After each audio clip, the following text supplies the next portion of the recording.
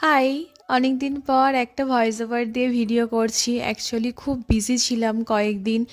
এত চাপ ছিল যার জন্য ভিডিও কিছুই বানাতে পারছিলাম না, রেকর্ডও করতে পারছিলাম না।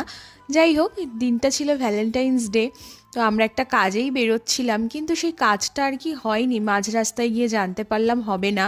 তবুও ওই আর কি একটু ঘুরতে গেছিলাম, ভ্যালেন্টাইন্স ডে বলে কথা।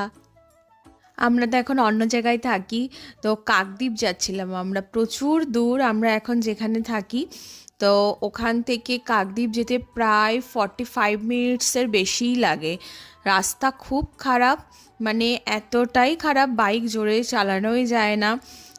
তো যাই হোক, ওই আর কি আমরা যাচ্ছিলাম একটু ঘুরতে, তারপর একটু রেস্টুরেন্টে গেলাম। একটু রেস্টুরেন্টে গিয়ে ওই বিকেলের আর কি একটু কিছু স্ন্যাক্স খেলাম, একটু কফি খেলাম। রেস্টুরেন্টটা একটু ছোট হলেও বেশ ভালো খাবারগুলো, আমাদের বেশ ভালো লেগেছিল। খাবার পর আমার বর আমাকে বলল গোলাপ কিনে দেবে।